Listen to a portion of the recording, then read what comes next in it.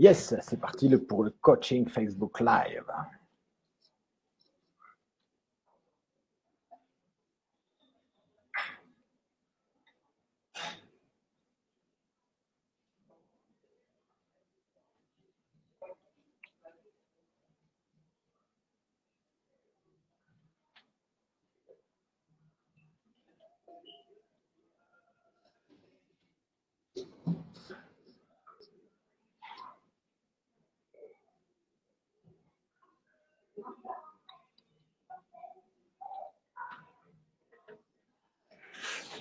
Yes, salut alors, salut Franck, salut Guillaume, salut Dominique, salut Pierre. Alors vous arrivez, écoutez, bienvenue les amis, vous êtes déjà 18.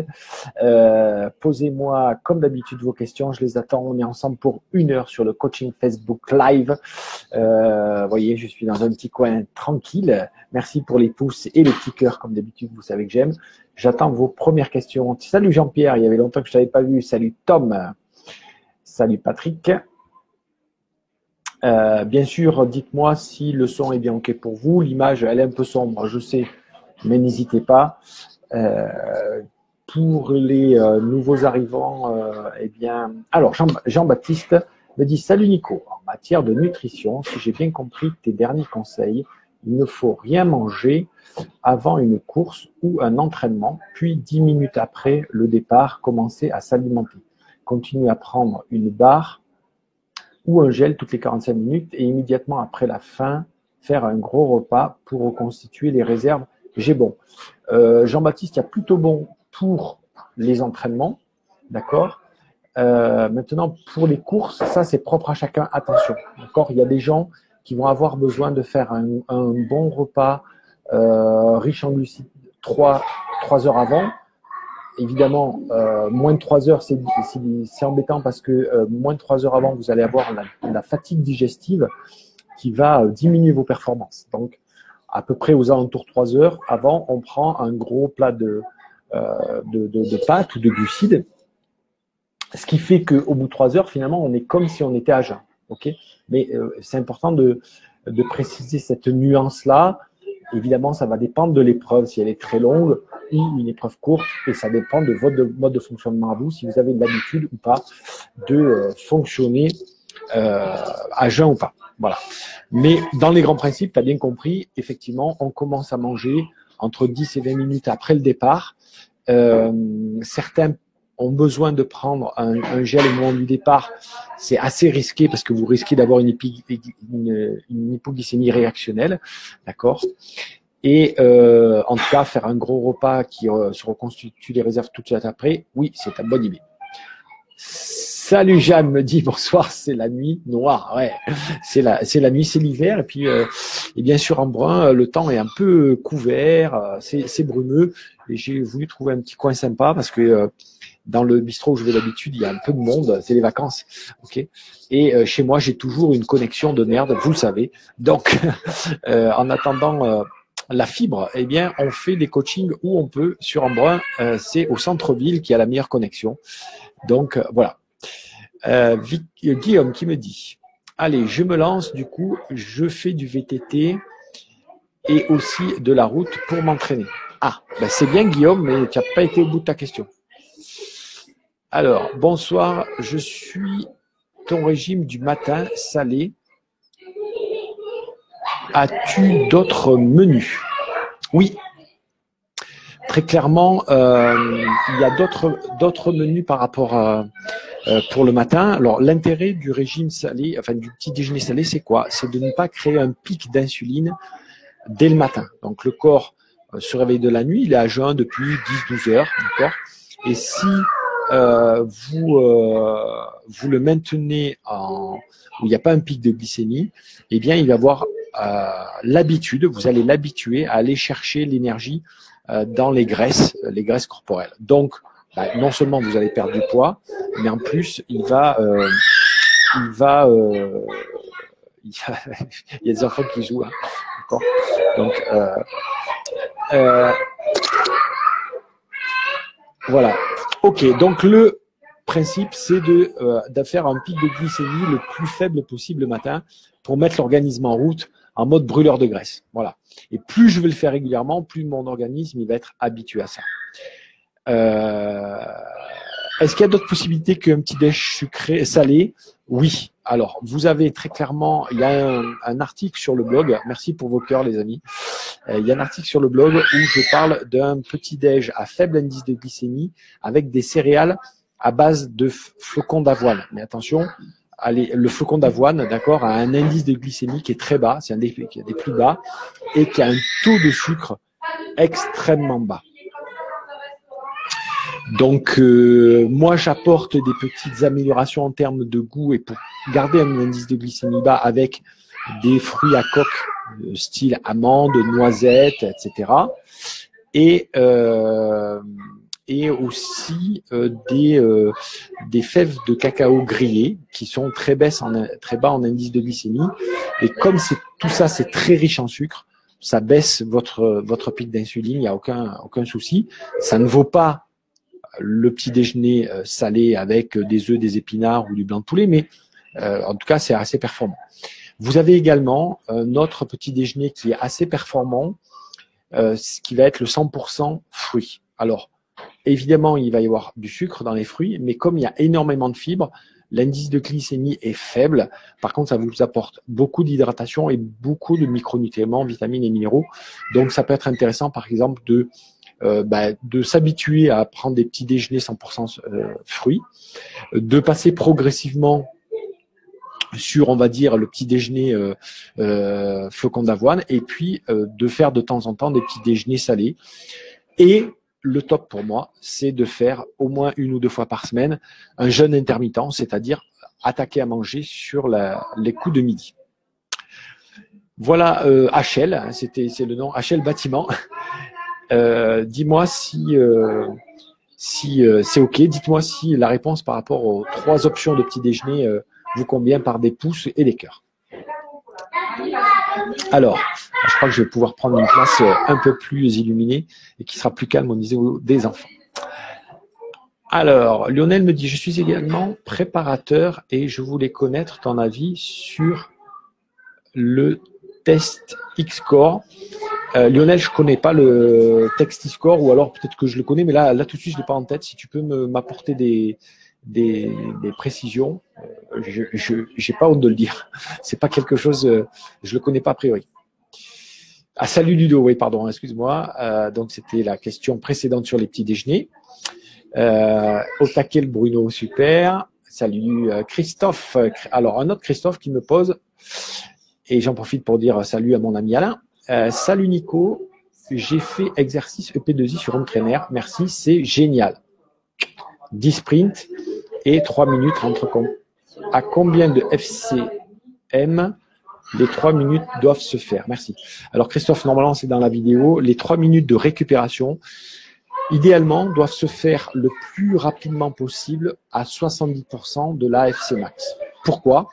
Parce qu'en fait, 70% de l'AFC max, alors on n'est pas à 5% près, d'accord, mais c'est aux alentours de ce seuil-là que l'organisme non seulement récupère vraiment, réoxygène les muscles, brûle des graisses et surtout élève ton seuil aérobie.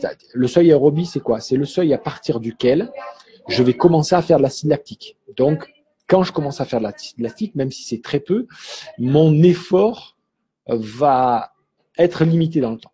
Donc, l'idée, c'est de repousser ce seuil aérobie le plus possible.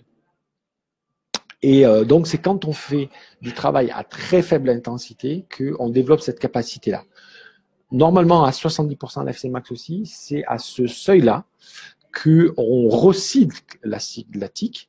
Mais normalement, avec les sprints de moins de 10 secondes, le but, justement, c'est de ne pas créer de l'acide lactique.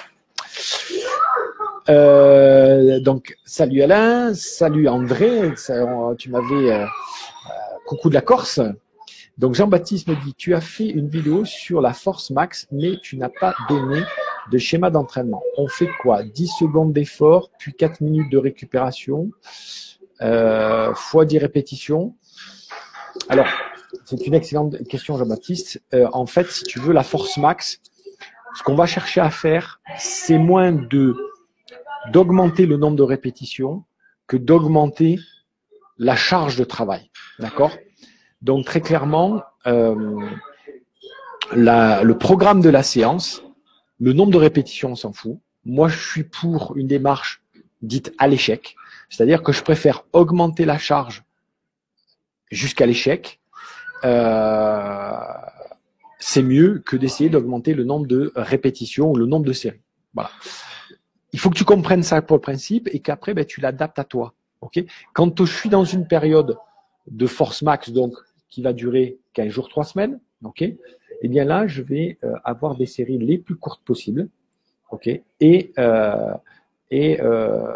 en essayant d'augmenter la charge le plus possible. Alors, je vais me déplacer, les amis, si vous voulez que je vous donne un endroit plus sympa. Vous voyez, on fait du direct.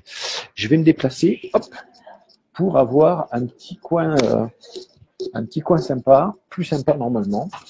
Voilà, c'est comme ça. Voilà, là, il y a plus de luminosité et c'est plus sympa. Ok. Ok, Jean-Baptiste. Allez, Maxime maintenant. Salut Nico. J'ai pris le pack 4 kg en 4 semaines. Est-ce judicieux de le faire en période de prélactique, sachant que je fais 1m85 pour 81 kg. C'est pas gênant, mais si tu veux, le programme perdre 4 kg en 4 semaines, c'est un programme hyper efficace pour perdre du poids rapidement. Il a 2 périodes privilégiées. C'est soit au début où tu veux commencer à perdre du poids et tu fais partie de ces gens-là qui, quand ils commencent à essayer de perdre du poids, ils mettent du temps avant de déclencher la perte de poids. Des fois, le corps a besoin de se mettre en route. Je l'explique très bien dans le programme perdre 4 kg en 4 semaines que d'abord, il faut détoxiner l'organisme avant de commencer à perdre du poids. Parce que quand on perd du poids, on libère des lipotoxines, des toxines qui sont prisonnières des graisses. Je me suis mis là, je peux ? Ouais, je nettoie juste la table.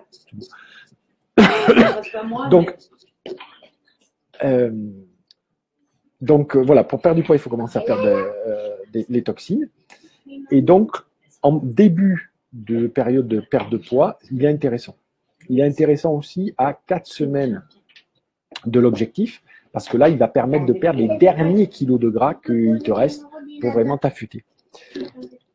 Et donc, voilà, la période prélactique, par définition, elle n'est pas à 4 semaines. Juste avant un objectif. Juste avant un objectif, 4 semaines avant, on va faire du spécifique, donc soit de la grande endurance si tu as vraiment une grosse cyclo, ou soit de la PMA si tu as des courses. Hein. Bon, après, là, je prends les deux cas extrêmes.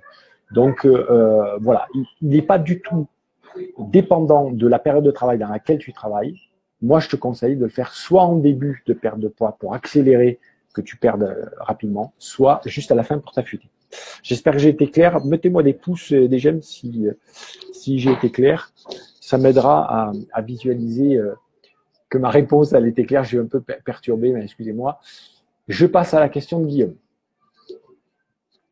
Alors, Guillaume me dit « Rebonjour Nicolas, je fais de la compétition VTT et je m'entraîne. Merci. » Ok.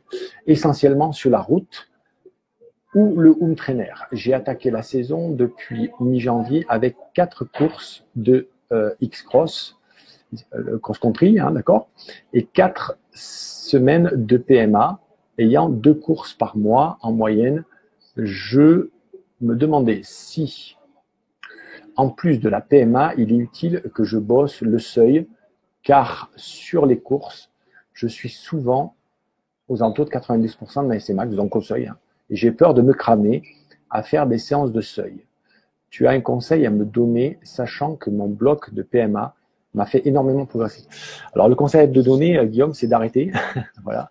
Très clairement, voilà, les périodes d'entraînement spécifiques, style PMA, style seuil, se font en dehors des périodes de compétition. Sur le seuil, ça peut être contestable, mais quand même. En tout cas, voilà, des périodes, des compétitions de préparation, éventuellement pour le seuil, mais pas la PMA. Okay, en période de compétition, ce qu'on fait, c'est que surtout quand, comme toi, on fait des compétitions ou toutes les semaines ou même tous les 15 jours, c'est pareil. Entre les compétitions, on récupère. on récupère. On fait peu d'entraînement et on est plutôt sur des entraînements courts à haute intensité pour garder la qualité physiologique, musculaire et cardiovasculaire, mais peut se fatiguer et laisser du temps à l'organisme pour récupérer. Ça, c'est la clé. Okay, donc, entre les compétitions, on fait de la récupération. On fait des séances courtes à faible intensité, techniques pour récupérer, ou des séances courtes à haute intensité pour garder le niveau. On peut faire éventuellement une séance un peu d'endurance de temps en temps. Si on enchaîne 6 ou 7 semaines de compétition, par exemple, on peut en faire une mais vraiment à faible intensité. Donc, le travail spécifique, il se fait en dehors des périodes de compétition. Ça, c'est important, Guillaume, sinon tu vas te cramer. Voilà, j'espère que j'ai répondu, Guillaume. Je passe à la question de Dominique qui me dit « Lors d'un entraînement, j'ai du mal à pas dépasser les 80% de la FC max pendant les entraînements en force. La priorité, c'est l'AFC plutôt que le RPM. » Oui, Dominique. Même pendant les entraînements en force, la priorité reste l'AFC, la fréquence cardiaque. J'ai fait un excellent, le mec qui se la pète, j'ai fait un excellent article là-dessus, une vidéo, il n'y a pas très longtemps, qui s'appelait « Comment développer la force avec un sparadrap », qui explique une méthode pour apprendre justement à rouler à cette basse intensité.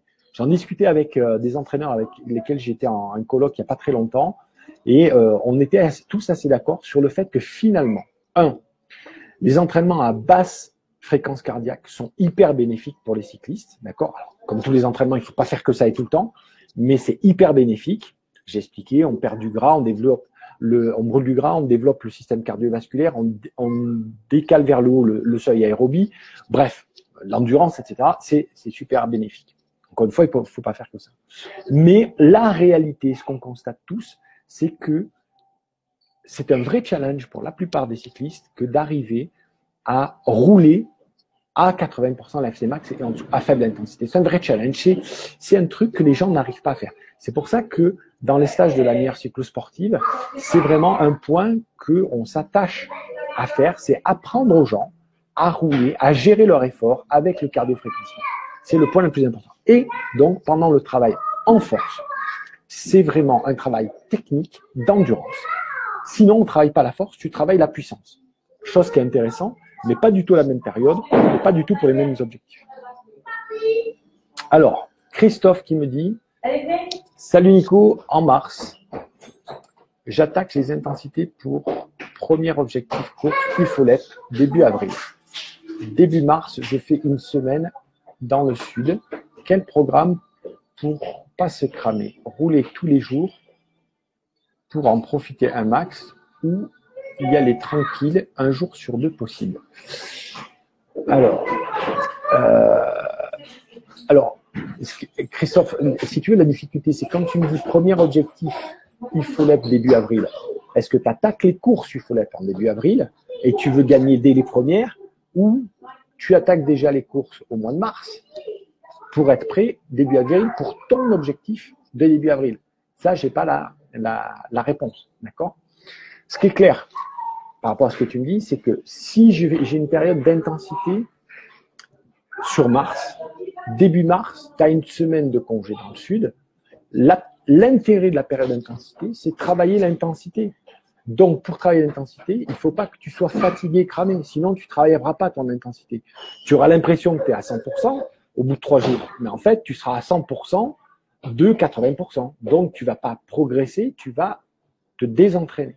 Okay? Donc, très clairement, ma réponse, c'est oui, entraîne-toi un jour sur 2. Quand tu t'entraînes, une fois sur 2, fais-le avec intensité, ce qui va faire que tu vas faire 2 entraînements intensifs dans la semaine, voire 3. Si tu programmes bien ta semaine, si tu calcules bien, tu peux en faire 3 dans la semaine. Ça, puisque tu as une semaine, tu peux en profiter. Les autres entraînements, tu les fais technique, récupération, etc. Et puis le reste du temps, tu profites de ta semaine avec tes proches. Et ça, c'est aussi important pour toute l'année, pas avoir de la pression, mais avoir du soutien. Alors, il y a Lionel qui me dit chiant les mômes, je suis désolé, d'accord.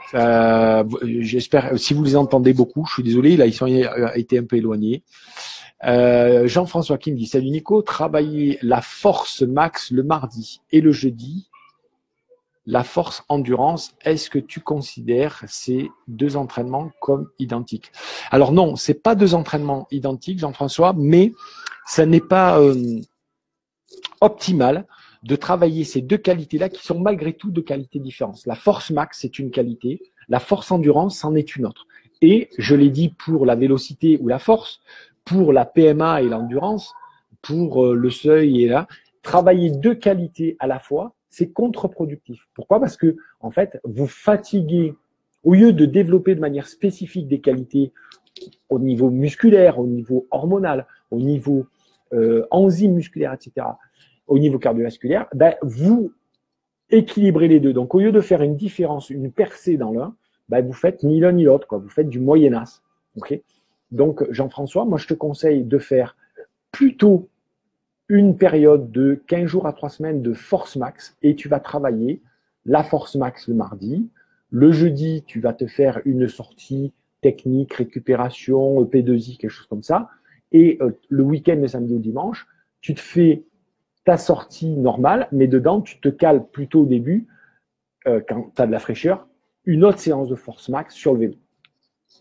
Et puis après, tu te fais une petite semaine de récupération et tu te quilles une période de 3 semaines de force endurance. Maintenant que tu as développé l'intensité, tu vas développer ta capacité à soutenir une portion de cette intensité plus longtemps. Tu as une plus haute intensité et tu vas essayer maintenant de la tenir plus longtemps. Tu vas faire de la force max, de la force endurance pendant 3 semaines pour développer cette nouvelle qualité-là. Ça te fait, avec la période de récupération, ça te fait 7 à 8 semaines d'entraînement, un bloc, ok, où vraiment tu vas développer la force et faire une différence cette année par rapport à la force. Ok.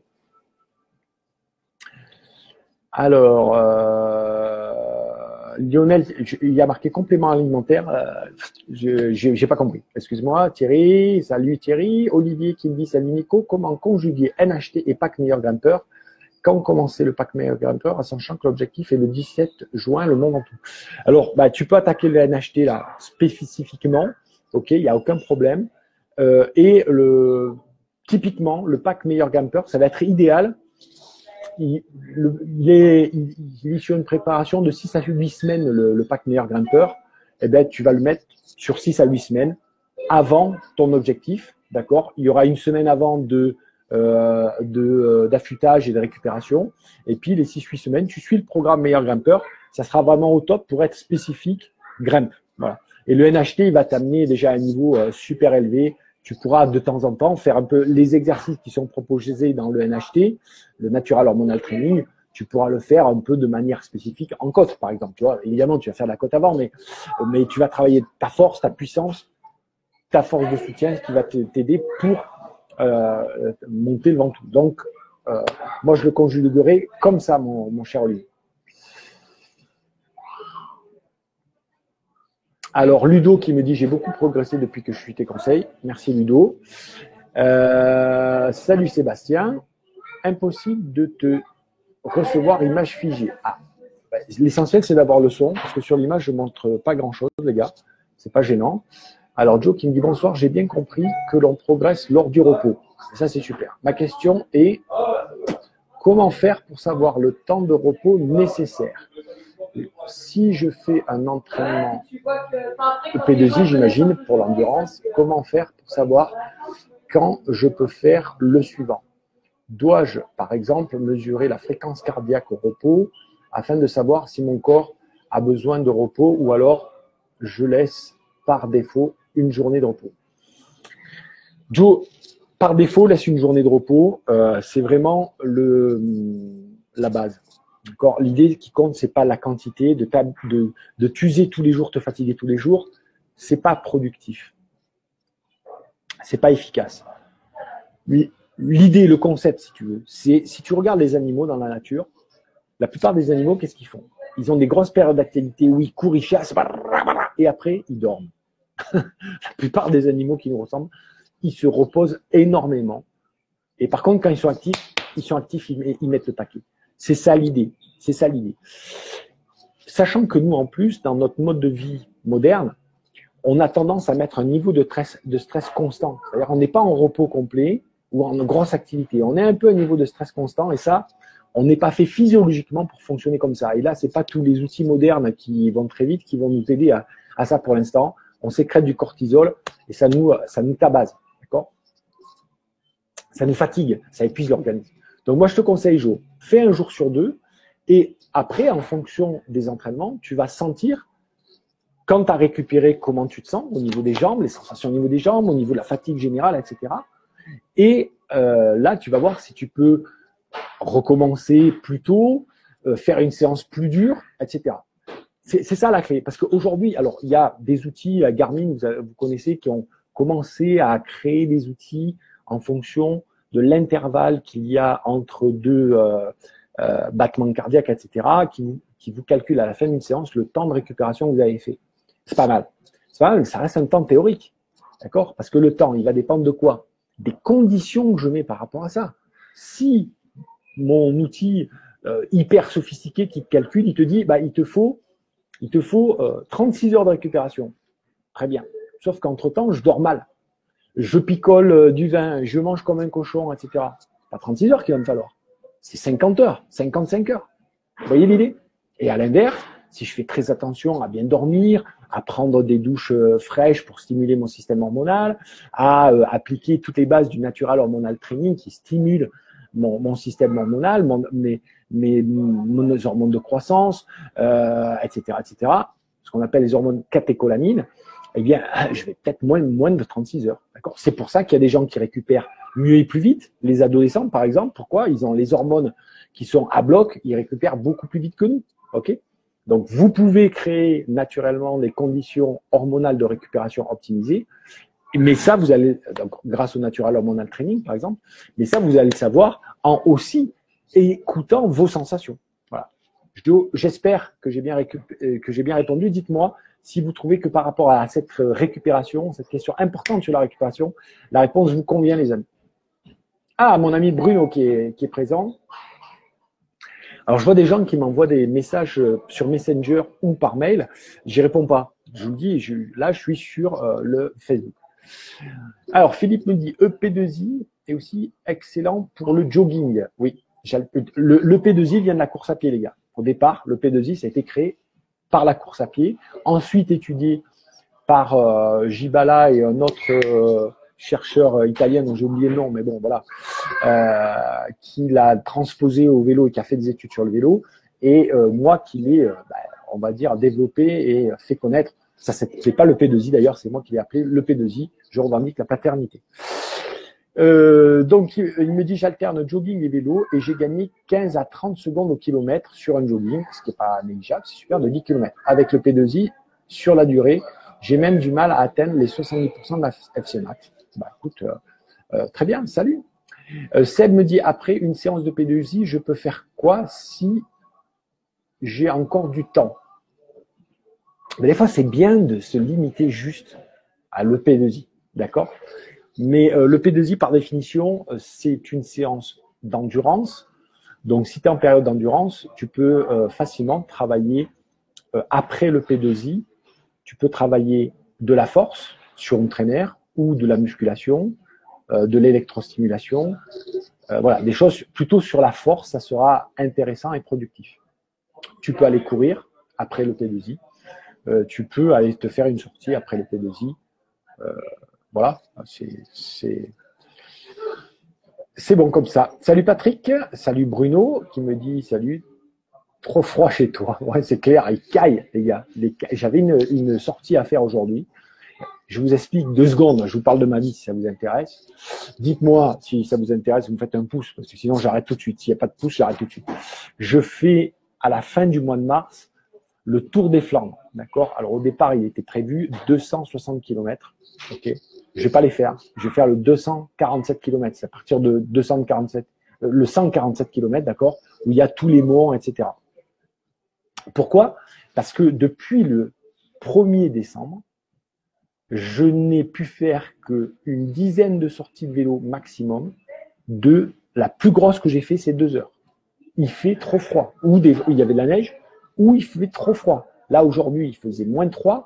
Vous sortez à -3, plus d'une heure, vous chopez la mort. Je vous l'ai déjà dit. Hein. Ne sortez pas en dessous de 10 degrés pour un cycliste avec la vitesse du vent, le vent relatif, rentre dans les poumons et crée des blessures au niveau des bronches, des bronches, d'accord.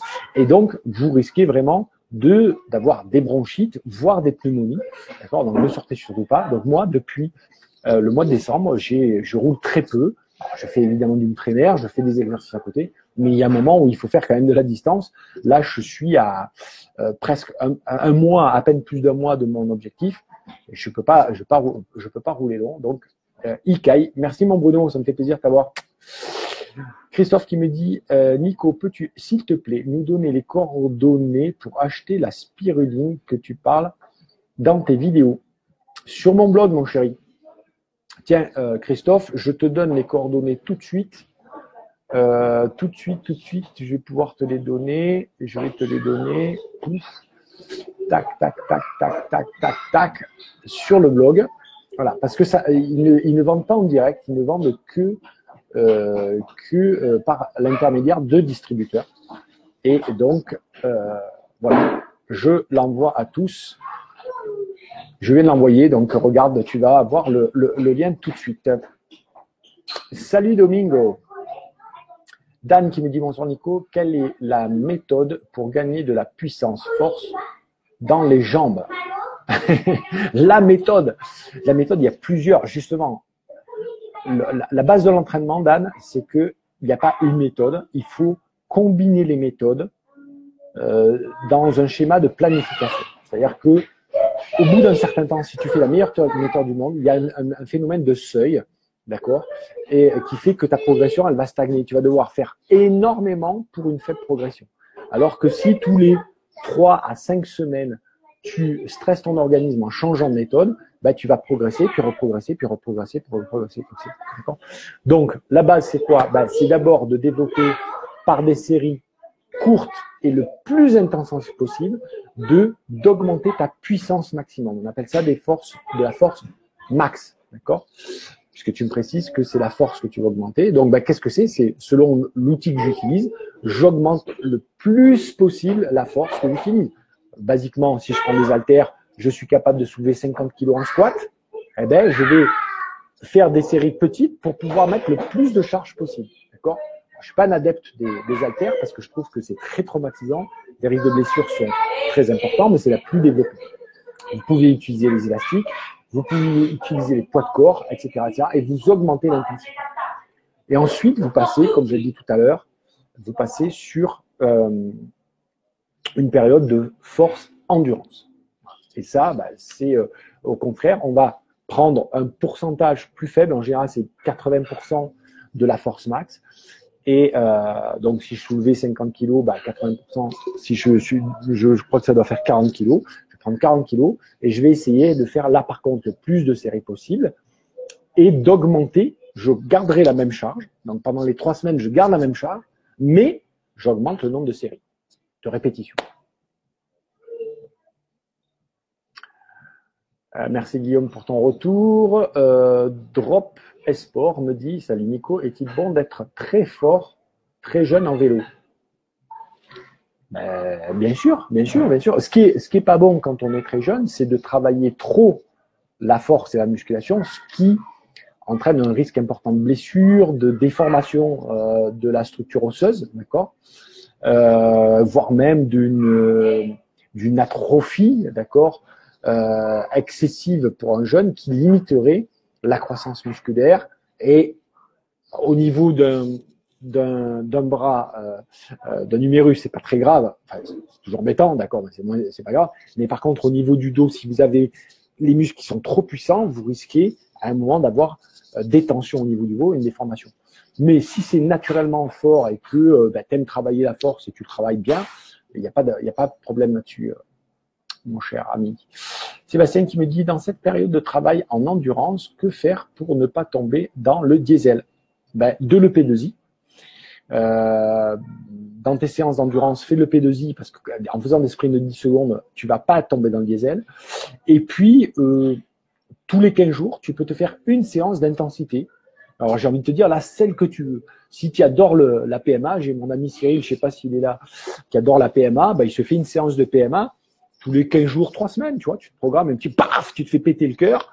Voilà. Sinon, tu vas faire une sortie avec les copains. Si tu sais que les sorties avec les copains, c'est la Coupe du Monde, c'est les championnats du monde du dimanche, tu te fais une sortie avec les copains qui te décrassent un petit peu. Voilà.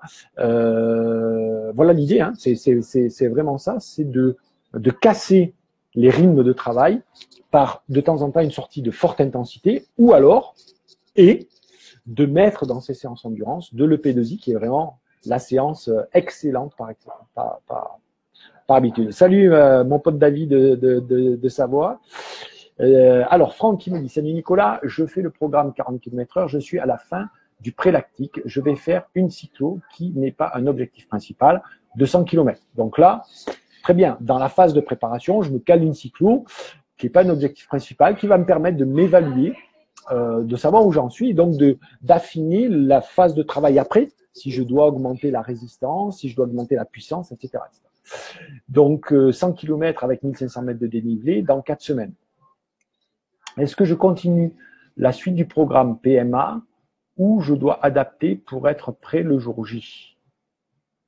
Si c'est pas un objectif principal, pour moi, tu continues complètement le PMA. Juste, peut-être, la semaine de la course, allège un petit peu. Il faudrait que tu t'arranges pour finir ta PMA une semaine avant ta course. Tu te fais ta récup, ta semaine de récupération. Voilà, tu te fais juste une séance de rappel très courte de PMA. Et puis, tu envoies ta course. Comme ça, tu pourras t'évaluer avec relativement de la fraîcheur. Et en fonction de ce qui sera passé sur ta course, sans te faire un objectif, tu essaies de donner le meilleur de toi-même le jour J de cette course. Et puis, tu vas pouvoir ajuster ton entraînement. Salut Pierre, ça va? Salut Ludo, salut. Je vais beaucoup plus vite avec la nouvelle tenue, c'est génial. Alors là, Pierre, tu m'intrigues. Tu vas toujours beaucoup plus vite avec la nouvelle tenue. Tu me branches, ou alors j'ai pas compris parce que dans la semaine, tu m'as dit que tu n'avais pas reçu la nouvelle tenue. Alors, Franck me dit, salut Nico, je suis un sprinter. Que me conseilles-tu comme exercice? Perso, pour travailler mon sprint, je me fais une dizaine de sprints dans une sortie. Alors, c'est toujours pareil, Franck. L'idée, c'est plutôt de la planification. C'est vraiment la clé. C'est là où les autres coachs me jettent des pierres toutes les semaines en me disant, avec ton coaching live, les mecs, t'arrêtes pas de leur expliquer comment planifier. Et s'il y a vraiment un truc que peut apporter un coach, c'est la planification. Mais moi, ce qui m'importe, c'est que vous compreniez et que vous arriviez à progresser en comprenant les choses. Donc, au départ, pour progresser en sprint, sur la partie physique, d'accord, c'est-à-dire muscles, cardiovasculaires, il va être intéressant de faire des séances de sprint avec le plus d'intensité possible. Donc, des séries courtes, d'accord? Quand on travaille le sprint, moi, je trouve que des séries de 10, ça fait déjà beaucoup parce que le but, c'est quoi? C'est que tu sois capable d'avoir une force la plus élevée possible, la puissance la plus élevée possible pour que dans ton sprint, tu dépasses tout le monde. D'accord? Donc, c'est court intensif. Pas besoin de faire beaucoup de répétitions. 5, c'est mieux, mais de plus en plus intensif. Donc, par exemple, moi, je fais des sprints sur une pente de plus en plus élevée pour développer cette puissance. Et puis, toujours pareil, une période de 3-4 semaines comme ça. Puis ensuite, je vais développer le sprint en pré-fatigue. Ça veut dire quoi? Ça veut dire que je vais faire de la musculation et je me fais des sprints derrière. Je vais faire une sortie en endurance et je vais faire des sprints derrière. Pourquoi pas, je vais faire une séance de résistance. Donc, on peut faire de la PMA, on peut faire du seuil, etc. Mais derrière, je finis avec des sprints. Avec, ce qui est très important, des références sur mon sprint, en vitesse, en PM, en puissance. Si tu as un capteur de puissance, c'est le top, évidemment. D'accord? En repère de distance, etc. Qui me permet de voir que, alors que je fais toujours le même protocole de pré-fatigue, derrière, mon sprint est toujours aussi efficace. Je vous donne un exemple concret. Je suis en période de seuil, juste avant un peu la période de compétition, c'est pas mal. Je fais des séances de seuil. À la fin, je me fais 3 sprints où je dois être capable de dégager 1200 watts de puissance, par exemple. Ok? Eh bien, je vais faire mes séances de seuil, mon programme de seuil, et à la fin, je suis toujours capable de faire mes sprints de 1200 watts. Si je suis pas capable de faire mes 1200 watts, c'est que je tombe dans une fatigue et donc je vais diminuer mes séances. Si je suis sprinter et que je veux gagner au sprint, ce qui m'importe, c'est pas d'être plus résistant, d'accord, mais d'avoir travaillé la résistance et que en fin de course, je suis capable de sprinter. Alors, je te dirais pas la même chose si tu étais un sprinter de 200 mètres sur piste ou de 400 mètres ou même d'1 kilomètre. C'est pas le cas. Ok, Francky. Philippe me dit, salut Nicolas, peut-on faire une séance PMA tout après l'intermittent, tout en prenant un gel juste après? Merci. Alors, l'intermittent, j'imagine que c'est le régime intermittent. Salut Nicolas, peut-on faire merci pour les plus quand vous aimez mes réponses, qui me donnent une bonne indication sur la réponse. Alors, me dit salut, peut-on faire une séance PMA tout de suite après le jeûne intermittent, tout en prenant un gel juste après le jeûne? Alors, moi, je conseille les séances PMA jamais pendant la période de jeûne. La période de jeûne, on fait de l'endurance et tout ce qui est en dessous de 80% l'FC max. À partir du moment où on a cassé le jeûne, on peut attaquer une séance de PMA, il n'y a aucun problème. Tu casses le jeûne comme tu veux. Si tu veux le casser par un gel et boire pendant ta séance de PMA, tu bois une boisson énergétique et un gel. Tu as quand même un peu besoin d'énergie. C'est une bonne idée. C'est une bonne idée. Moi, je vois pas de contre-indication à ça. Sauf si, évidemment, Philippe, on est un peu intelligent, hein, je sais que tu l'es. Si je commence à faire ça et qu'à chaque fois j'ai la tête qui tourne et ça va pas et que mes performances en PMA elles sont pas top, voilà, c'est une indication que tu es en train de t'acidifier, de te mettre en acidose, de t'user, de puiser dans les muscles. C'est con, d'accord? Mais si tu prends un gel et une boisson énergétique, je pense que tu peux attaquer ta séance de PMA en faisant bon échauffement. Voilà. Françoise qui me dit salut Nico, je viens juste de prendre le live. Si tu n'as pas encore parlé, peux-tu expliquer le RIRA et RIVA que tu décris dans l'excellent article de Cyclocoach? Merci, c'est Hugues. Alors, RIRA et RIVA sont deux outils de préparation mentale qui servent à s'activer ou se calmer juste avant un objectif. Je vous explique. Juste avant une course. D'accord? J'ai tendance à avoir le trac et alors, juste avant une course, il faut que notre corps s'active un peu, que le stress monte, d'accord? Pour qu'on mobilise notre organisme à donner le meilleur lui-même. Okay? Mais si je suis nerveux et qu'il monte trop, ben là, le stress, il va me faire n'importe quoi. Je vais dépenser toute mon énergie. Je vais arriver à la course, j'ai plus de jambes, je suis complètement fatigué, épuisé et je saute sur tout ce qui bouge, machin, etc. Je suis suractivé. Là, il va falloir que j'utilise un outil qui me calme, qui m'apaise, ok? Si je suis sous-activé, ok, au contraire, je suis pas dans le match. La course va arriver, je suis pas là, je pense à autre chose, je fais que des conneries, etc. Il faut que je trouve un outil qui me réactive, ok? D'accord? Bon.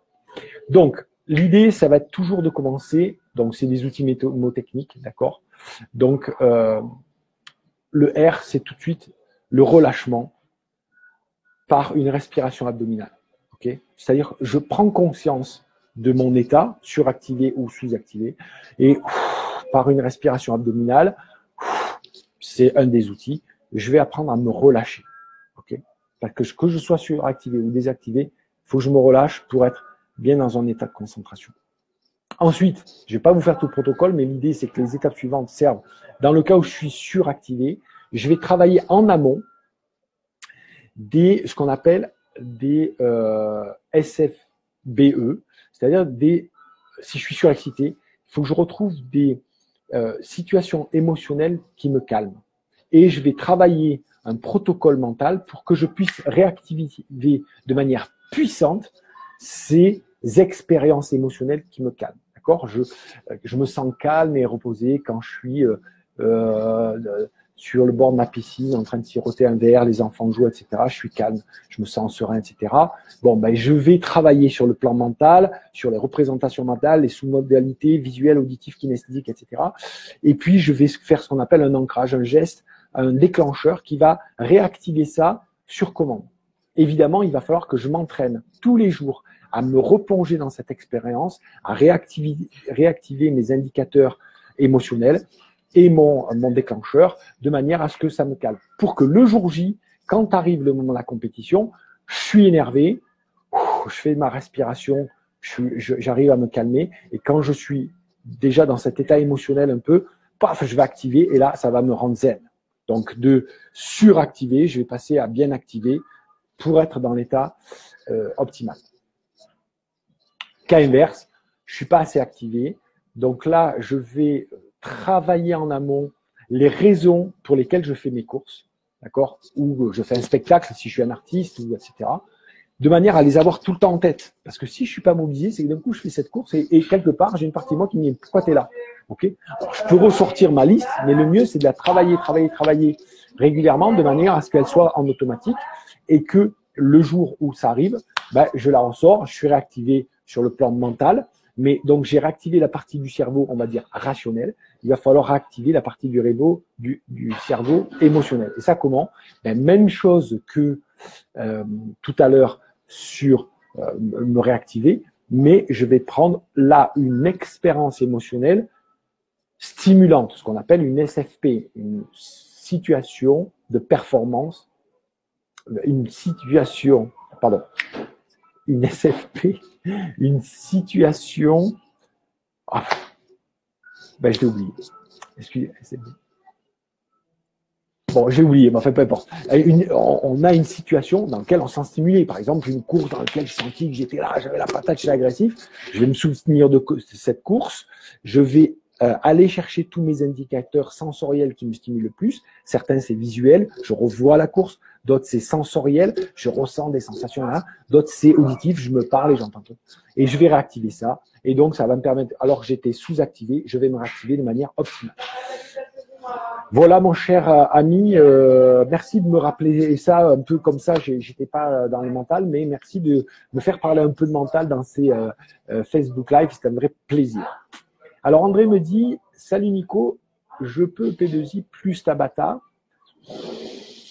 Alors, je pense que c'est plus intéressant de faire Tabata. Comme ça, tu travailles l'intensité d'abord. P2I pour transposer le Tabata et sur le mental, pardon, je reviens, excuse-moi André, je reviens sur le mental. Si vous aimez les sujets sur le mental, allez-y, posez. Si vous avez des questions, etc., n'hésitez pas, mettez-moi des cœurs. Et puis, peut-être, on va finir le Natural Hormonal Training, mais l'idée d'un programme sur le mental, ça pourrait être intéressant. Je réfléchis à ça, mais on verra ce printemps. Je vous l'annonce aussi, mais l'application Mon Coach Vélo sur Android, c'est normalement pour fin mars, début avril. Waouh, j'adore vos cœurs sur le mental là, c'est super cool.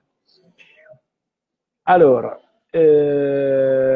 l'autre André me dit bonjour André, après 1 mois et demi d'entraînement en force P2I, plus travail gainage et du haut du corps, et bien depuis 1 semaine, j'ai explosé tous mes records Strava en côte et sur le plat. Maintenant, je n'ai plus qu'à faire du seuil pour emmener du braquet sur mes sorties de plus de 3 heures. Merci pour tes conseils. Écoute André, c'est vraiment génial. Je te remercie pour ce retour. Le top, ce qui serait le top, c'est que est-ce que tu peux m'envoyer une photo ou est-ce que tu m'autorises à utiliser juste ce que tu as dit là sur les témoignages sur le blog de manière à ce qu'il y ait des fois des gens sceptiques, il y a des fois des gens qui ne savent pas, etc. Est-ce que ça marche vraiment? Quand ils ont le témoignage de quelqu'un, c'est top. Bien sûr, ce témoignage, il faut qu'il soit accompagné au minimum d'une photo parce que sur Internet, n'importe qui peut n'importe quoi. Là, je peux mettre André. Si tu mets ton lieu d'habitation, c'est cool. Et puis avec une photo que je peux peut-être aller par exemple sur ton Facebook. Et là, les gens, ça leur dit ouais, ça c'est des méthodes qui marchent et c'est cool. Donc, ils les mettent en pratique et c'est le but, quoi.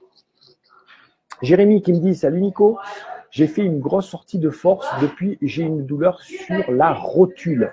Peux-tu me conseiller sur le symptôme? La sortie a été faite lundi. Alors Jérôme, par définition, symptôme, c'est un signal d'alarme qui a une cause. La cause d'une douleur à la rotule, elle peut être multiple. La première qui me vient à l'esprit, c'est le symptôme d'une mauvaise position, d'un mauvais réglage. Évidemment, j'ai envie de te soumettre l'idée d'acheter le programme position optimale qui coûte 27 €, ça te donnera, dégrossira vraiment très bien déjà, te donnera les basiques et de voir que si tu as un gros écart, souvent ça se voit, la plupart du temps c'est sur la hauteur du selle ou le réglage des cales des cannes de pédalage, d'accord, où là il y a un problème du genou, ça peut arriver sur un travail de force. L'autre problème qu'il peut y avoir, qui est corrélé, c'est un problème physiologique, c'est-à-dire que tu as vraiment une jambe qui est plus courte que l'autre, un truc machin.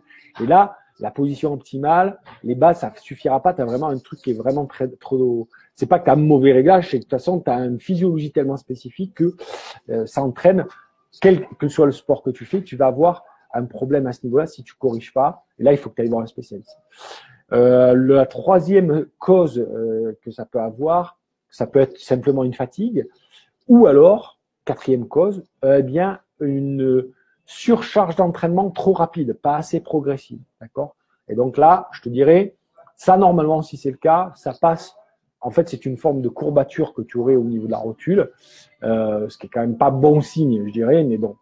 Et là, normalement, on est jeudi, si tu l'as encore à jeudi, c'est mauvais signe.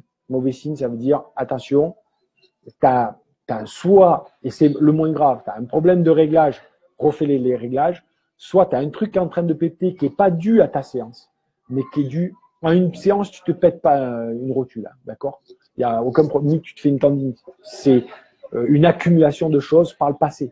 Donc, il y avait peut-être une habitude chez toi à trop forcer dans les entraînements trop vite, et là, tu es en train de payer, soit tu es en train de te péter quelque chose, et là, ça l'a révélé. Donc, méfie.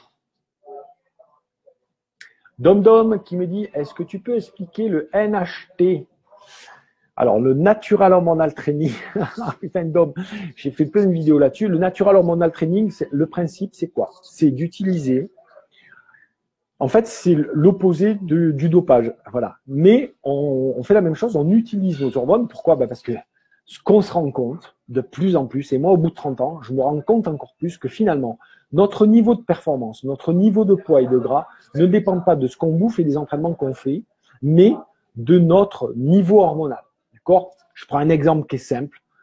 Les adolescents, ils ont un niveau d'hormones qui est de la folie. Résultat, ils font du sport, 12 heures après, ils ont récupéré. Ils bouffent n'importe quoi, malgré tout, ils sont fit. Ok? Pourquoi? Parce qu'en fait, c'est selon l'équilibre hormonal dans lequel vous êtes que vous allez avoir les résultats de ce que vous mangez. Voilà.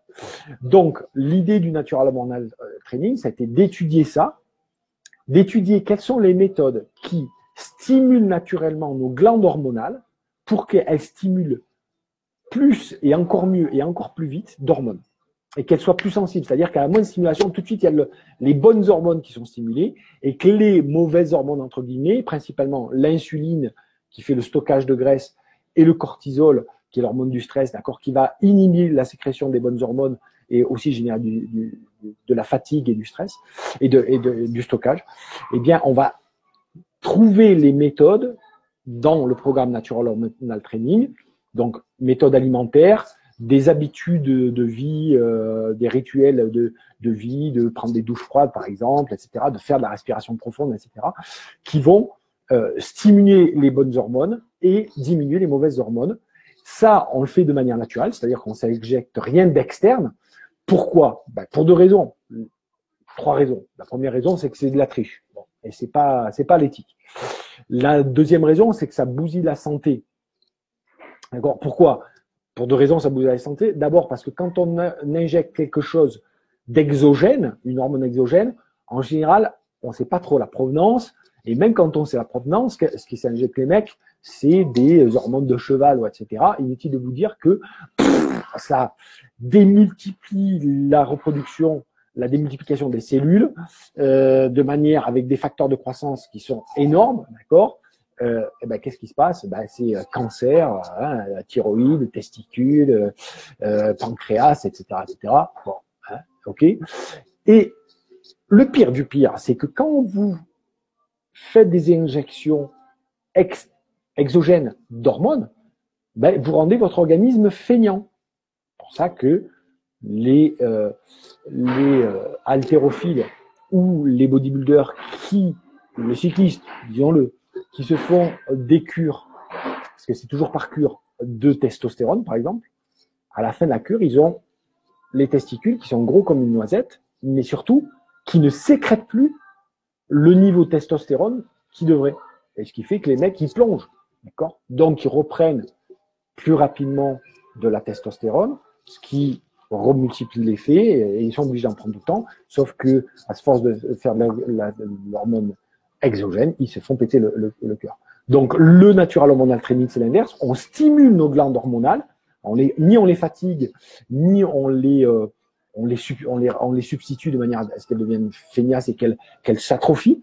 On les stimule pour qu'elles soient de plus en plus fortes, etc. C'est pour ça que, avec le natural hormonal training, on récupère plus vite, on régénère, on anabolise plus, donc on génère plus de fibres, donc on progresse plus vite de manière naturelle. C'est la patate, c'est révolutionnaire, les amis. Voilà pour le natural hormonal training. Est-ce que mes recommandations sur le natural hormonal training vous paraissent claires et est-ce que vous voulez que je vous donne le lien, tout simplement, du natural hormonal training? Mettez-moi des cœurs et des pouces et puis, si c'est le cas, je vais vous chercher juste là, je l'ai, hein, le lien du natural hormonal training.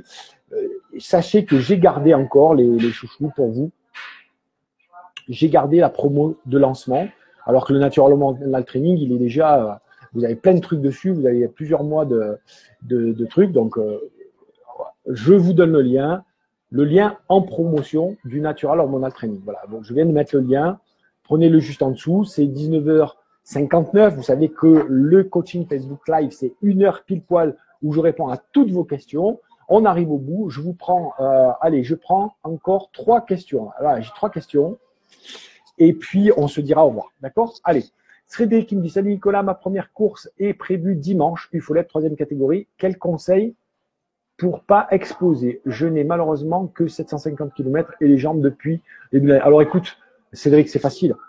Le conseil, c'est ne te focalise pas sur le résultat. Tu t'en fous de la vitesse que tu fais, de la place que tu fais, etc. Là, sur les 3-4 premières courses, concentre-toi sur une stratégie de course ou d'effort.